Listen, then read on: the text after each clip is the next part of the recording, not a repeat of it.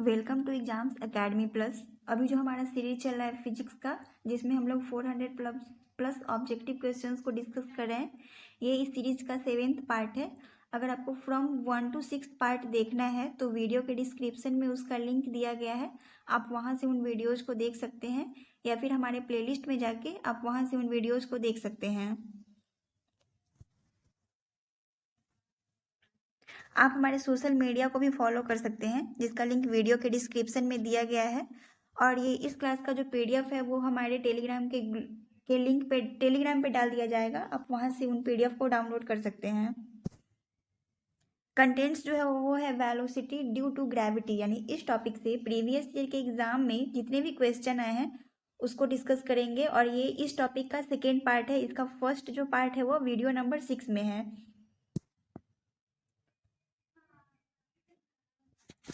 So let's start. अपने कक्ष में एक उपग्रह पृथ्वी के चक्कर लगाता रहता है, वह ऐसा निम्न में से किस रीजन से करता है? अपने ऑर्बिट में एक सैटेलाइट जो है वो अर्थ का चक्कर लगाते रहता है, इसका रीजन क्या है? ऑप्शन ए अपकेंद्रीय बल यानी सेंट्रीफ्यूगल फोर्स, बी केंद्राभिमुखी बल यानी सेंट्रीपिटल फोर्स, सी गुरुत्वाकर्षण बल यानी ग्रेविटेशनल फोर्स या इसकी कमी, डी कोई अदर फोर्स। अपकेंद्रीय बल यानी सेंट्रीफ्यूगल फोर्स वह होता है जो सेंटर से बाहर की ओर लगता है, और सेंट्रीपिटल फोर्स जो वृत्त के केंद्र की ओर, जो यानी सर्कल का जो सेंटर रहता है उसके सेंटर के अंदर की तरफ जो फोर्स लगता है उसको सेंट्रीपिटल फोर्स बोलते हैं, और जो बाहर की तरफ लगता है उसको सेंट्रीफ्यूगल फोर्स बोलते हैं। इसका जो करेक्ट आंसर होगा वो होगा हमारा option number B.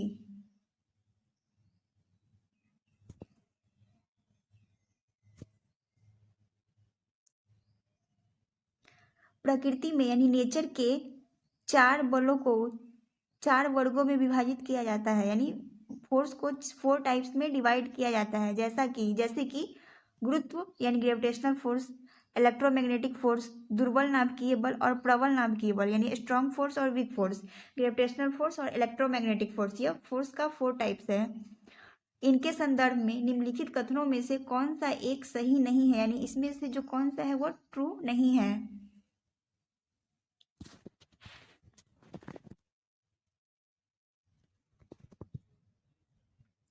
Gravitational force जो होता है वो सबसे वीक फोर्स होता है, लेकिन इसका जो डिस्टेंस होता है वो उसका डिस्टेंस इन्फिनिटी होता है।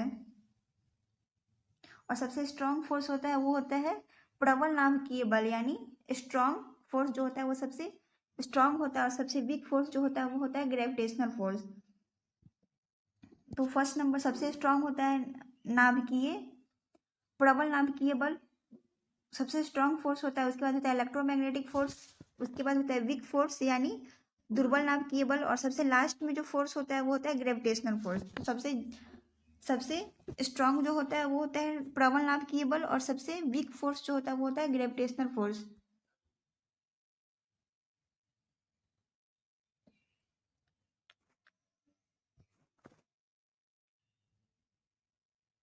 सो इसका जो करेक्ट आंसर होगा ऑप्शन ए में है। गुरुत्व चारों में सबसे प्रबल है, यानी ग्रेविटेशनल फोर्स चारों में सबसे प्रबल है, ये गलत है। विद्युत चुंबकत्व सिर्फ विद्युत आवेश वाले कणों पर क्रिया करता है। दुर्बल नाभिकीय बल विघटना का कारण है, और प्रबल नाभिकीय बल परमाणु के केंद्र में प्रोटॉन और न्यूट्रॉनों को धारित करता है। इसमें पूछ रहा है एक सही नहीं है, तो गुरुत्व जो है वह चारों में सबसे स्ट्रांग है। सबसे स्ट्रांग फोर्स जो होता है वो होता है प्रबल नाभिकीय बल, यानी स्ट्रांग फोर्स जो होता है वो सबसे स्ट्रांग होता है। तो इसका जो करेक्ट आंसर होगा वो होगा हमारा ऑप्शन नंबर ए।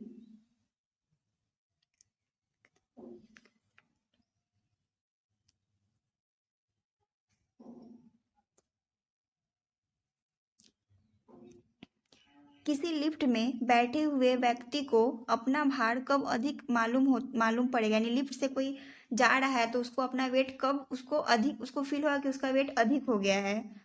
जब लिफ्ट ऊपर जाता है त्वरित गति के साथ तो उसका वेट जो होता है वो अधिक होता है, उसको फील होता है कि उसका वेट जो है वो ज़्यादा हो गया है। और जो लिफ्ट जब होता है, जब त्वरित गति के साथ यानी एक्सेलरेटेड मोशन के साथ नीचे आता है, तो उसका वेट जो होता है वो कम घटा हुआ प्रतीत होता है, यानी घटा हुआ उसको फील होता है। तो यहाँ पूछ रहा है अधिक यानी ज़्यादा कब उसको फील होगा, जब लिफ्ट जो है वह त्वरित गति में ऊपर जा रही हो, यानी एक्सेलरेटेड मोशन के साथ वह ऊपर जा रहा होगा, तो उसका वेट जो है वह बढ़ा हुआ फील होगा। ऑप्शन ए जो है वो इसका करेक्ट आंसर होगा।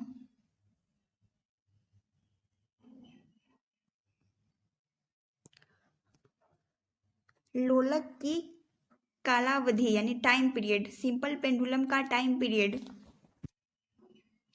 ऑप्शन ए द्रव्यमान के ऊपर डिपेंड करता है, यानी मास के ऊपर डिपेंड करता है। बी लेंथ के ऊपर डिपेंड करता है। सी टाइम के ऊपर डिपेंड करता है। और फोर जो है तापक्रम यानी टेम्परेचर के ऊपर डिपेंड करता है।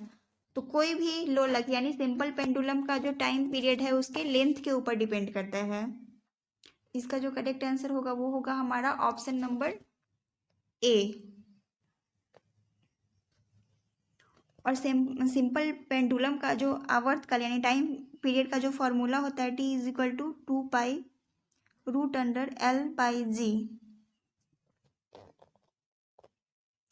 और जिसका लेंथ लोलक की यानी सिंपल पेंडुलम की अगर लेंथ जितना अधिक होगा उसका टाइम पीरियड उतना ही अधिक होगा। तो इसका टाइम पीरियड इसके लेंथ पे डिपेंड करता है।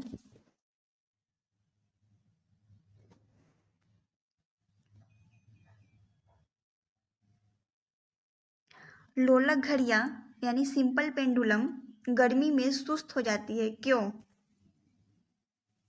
ऑप्शन ए गर्मियों में दिन जो होते हैं वो लंबे होते हैं। बी कुंडली में घर्षण होता है यानी फ्रिक्शन होता है। सी लोलक की लंबाई यानी सिंपल पेंडुलम का जो लेंथ है वो बढ़ जाती है। डी लोलक के भार में परिवर्तन हो जाता है यानी सिंपल पेंडुलम के वेट में चेंज हो जाता है। इसका जो करेक्ट आंसर हो जाएगा गर्मी के दिन में लोलक घड़ी यानी सिंपल पेंडुलम सुस्त क्यों हो जाती है, क्योंकि लोलक की लंबाई बढ़ जाती है। ऑप्शन सी जो होगा इसका करेक्ट आंसर हो जाएगा। और जब लोलक का यानी सिंपल पेंडुलम का जब लेंथ बढ़ेगा तो उसका टाइम पीरियड भी बढ़ जाएगा, जिसके कारण वह गर्मी के दिन में सुस्त हो जाती है यानी धीरे धीरे वर्क करती है।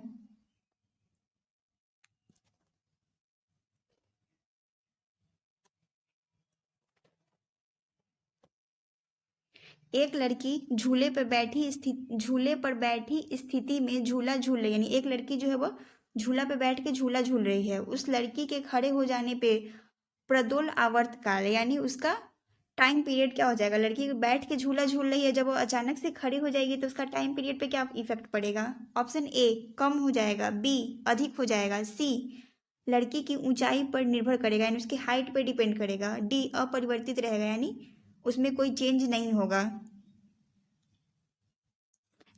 अगर लड़की खड़ी हो जाएगी तो उसका टाइम पीरियड जो होगा वो कम हो जाएगा। ऑप्शन ए जो है इसका करेक्ट आंसर होगा।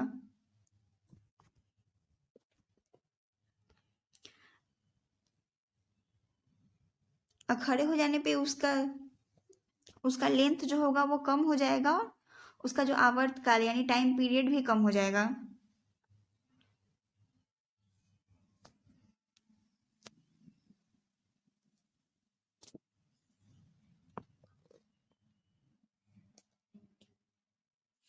निम्नलिखित कथनों पर विचार करिए, यानी निम्नलिखित इसमें जो स्टेटमेंट दिया हुआ है उस पर विचार करना है। एक सामान्य दोलक का दोलन चल रहा है, ऐसे में जब गोला मध्य स्थान से गुजरता है तो उसका त्वरण यानी एक्सीलरेशन 0 होता है। हर आवर्तन में गोलक 2 बार किसी एक निर्दिष्ट वेग को प्राप्त करता है। सी दोलन के दौरान जब गोला चरम स्थिति पे पहुंचता है तो इसके गति और त्वरण दोनों शून्य हो जाते हैं। डी सामान्य दोलक का दोलन आयाम समय के साथ साथ कम होता जाता है। निम्नलिखित कथनों में से कौन सा कथन यानी कौन कौन से सही है।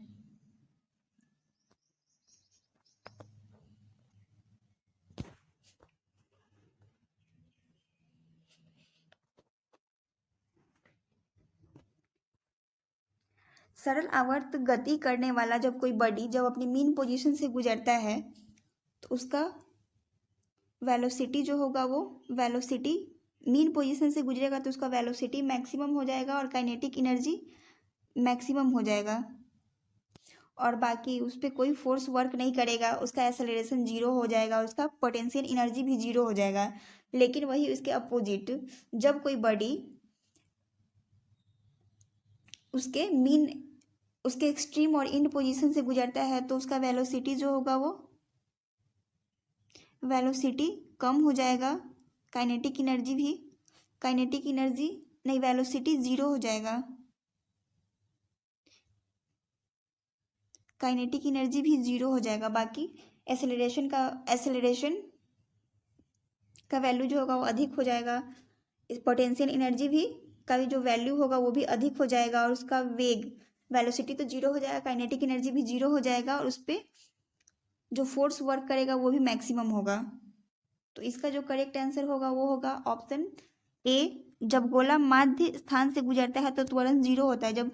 जब वह मीन पोजीशन से गुजरता है तो उस सिचुएशन में उसका वेलोसिटी मैक्सिमम होता है और काइनेटिक एनर्जी मैक्सिमम होता है। बाकी सब चीज़ एक्सेलरेशन, फोर्स और पोटेंशियल एनर्जी का जो वैल्यू होता है वो जीरो होता है। तो ये ऑप्शन ए जो है इसका करेक्ट, ऑप्शन नंबर ए सही है।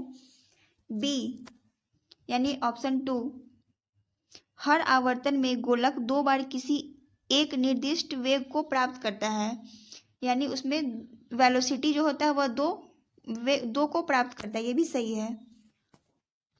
सी, दोलन के दौरान जब गोला चरम स्थिति पे पहुंचता है तो उसकी गति और त्वरण दोनों शून्य होते हैं, यानी जब वह एक्सट्रीम और इंड पोजीशन पे पहुंचता है तो उस टाइम वेलोसिटी का वैल्यू जो होता है वो जीरो होता है, और काइनेटिक एनर्जी का वैल्यू जो होता है वो जीरो होता है। बाकी एक्सेलरेशन का वैल्यू जीरो नहीं होता है, वो मैक्सिमम होता है, तो ये गलत है। ऑप्शन डी, सामान्य दोलक का दोलन आयाम समय के साथ साथ कम होता जाता है, यानी उसका जो टाइम पीरियड है वो टाइम के साथ कम होता जाता है, तो ये जो है वो सही है। तो ऑप्शन नंबर 4 भी इसका सही है। इसका जो करेक्ट आंसर होगा वो होगा हमारा ऑप्शन नंबर सी।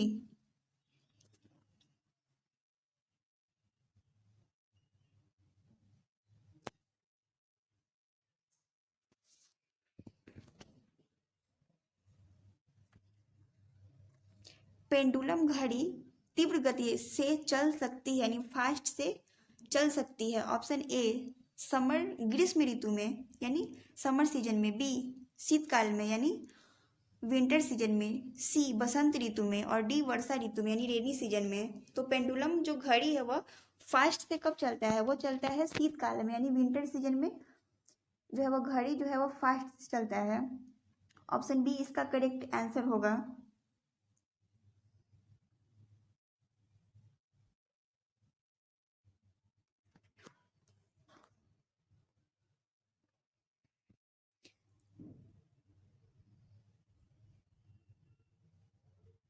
पृथ्वी का पलायन वेग यानी अर्थ का एस्केप वेलोसिटी है। अर्थ का जो एस्केप वेलोसिटी का वैल्यू होता है वो होता है 11.2 किलोमीटर पर सेकेंड, यानी हम लोग कोई भी ऑब्जेक्ट को 11 किलोमीटर पर सेकेंड से, यानी एक सेकेंड में 11.2 किलोमीटर जाएगा। अर्थ से हम लोग कोई भी चीज़ को ऊपर 11.2 किलोमीटर पर सेकेंड से फेंकते हैं तो वह अर्थ पे कभी भी वापस नहीं आएगा, वह एटमॉस्फेयर में ही रह जाएगा। तो अर्थ का जो एस्केप वेलोसिटी का जो वैल्यू होता है वो होता है 11.2 किलोमीटर पर सेकेंड।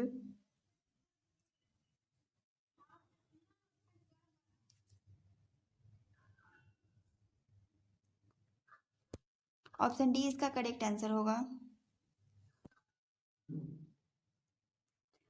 नेक्स्ट, अगर किसी वस्तु को यानी ऑब्जेक्ट को 8 किलोमीटर पर सेकेंड से, यानी 8 किलोमीटर पर सेकेंड के वेलोसिटी से अंतरिक्ष में फेंकते हैं तो क्या होगा। ऑप्शन ए, वह वस्तु अंतरिक्ष में चली जाएगी। बी, वह वापस पृथ्वी पे आ जाएगी, यानी उसको हम लोग फेंकेंगे तो अंतरिक्ष में ही रह जाएगी। बी, वह वापस अर्थ पे आ जाएगी। सी, वह पृथ्वी के चारों ओर कक्षा में परिक्रमा करने लगेगी, यानी उसका रोटेशन करने लगेगी। डी, वह फट जाएगी वह ऑब्जेक्ट। तो पृथ्वी का जो एस्केप वेलोसिटी होता है यानी पलायन वेग का जो वैल्यू होता है वो होता है 11.2 किलोमीटर पर सेकेंड। अगर इस वेलोसिटी से हम लोग कोई भी ऑब्जेक्ट को फेंकते हैं तो वह अर्थ पे वापस नहीं आएगा, क्योंकि वह अर्थ पे वापस नहीं आता है, लेकिन इससे यहाँ पे 8 किलोमीटर पर सेकेंड से दिया गया हुआ है। तो ग्रेविटेशनल फोर्स के कारण वह अर्थ पे वापस आ जाएगी। उसको अर्थ का जो 11.2 किलोमीटर से फेंकेंगे तो वह ग्रेविटेशनल फोर्स को क्रॉस कर जाएगी और अर्थ पे वापस नहीं आएगी, लेकिन 8 किलोमीटर पर सेकेंड से वह ग्रेविटेशनल फोर्स को क्रॉस नहीं कर पाएगी और वह वापस पृथ्वी पे आ गिरेगी, यानी अर्थ पे आके गिर जाएगी। ऑप्शन बी इसका करेक्ट आंसर होगा।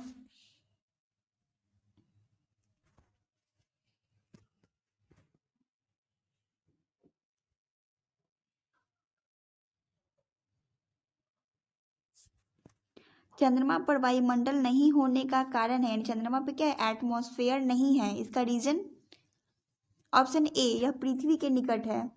बी, यानी यह अर्थ के निकट है। बी, यह सूर्य से प्रकाश प्राप्त करता है। मून जो है वह सन से लाइट प्राप्त करता है। सी, यह पृथ्वी की परिक्रमा करता है। मून क्या करता है, अर्थ का परिक्रमा करता है।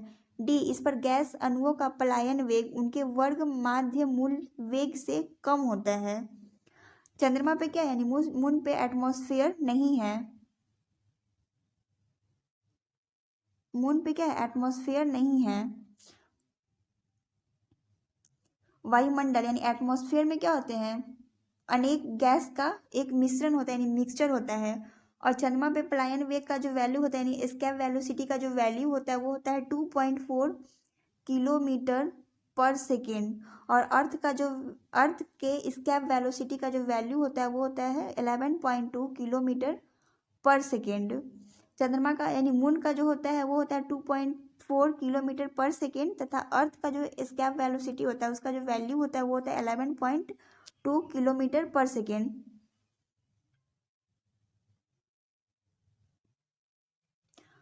चंद्रमा यानी मून पे जो एस्केप वेलोसिटी से गैस के अणु का वेग ज़्यादा होने के कारण वे वहाँ से पलायन यानी वहाँ से वह पलायन कर जाते हैं। इस कारण चंद्रमा पे एटमॉस्फेयर पॉसिबल नहीं है। इसका जो करेक्ट आंसर होगा वो होगा, इस पर गैस अणुओं का जो पलायन वेग होता है उनके वर्ग माध्य मूल से वेग से क्या होता है, कम होता है।